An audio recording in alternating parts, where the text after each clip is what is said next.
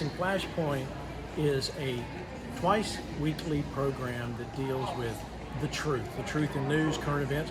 What does the Bible say about all of this?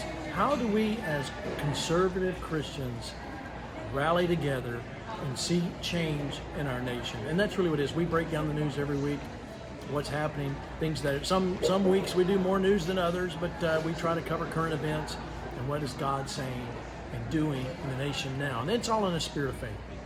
And what sort of audience are you reaching on a weekly basis? Well, it's absolutely, we reach, anywhere up to live at the moment, we're reaching excess of 100 million people, but it goes up from there with internationally, usually at least 40 countries. So yeah, it's a huge outreach, and we've been blessed. And it's been a year now.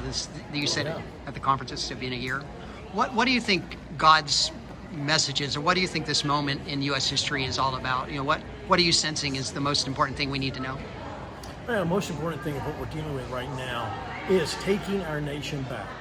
If you're a Christian, or if you're just a conservative, or if you're both, you understand this nation is not what it was founded on, and that's Judeo-Christian beliefs and the ethics that our founding fathers established, the Constitution even, on Constitution Day in 1787.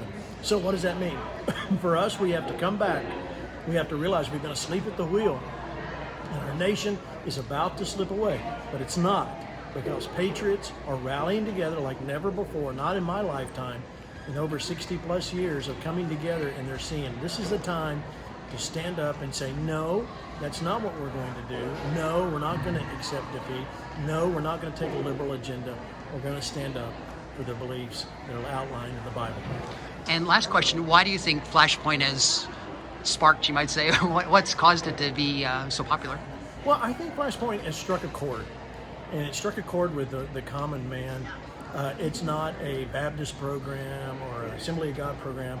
Everybody that's on there comes from different parts of Christianity, and not everybody's a believer that's actually been on the program. But we come together, and it's a voice for the people. I think what we're seeing is that Flashpoint has become a voice for the people. We're saying the quiet parts out loud.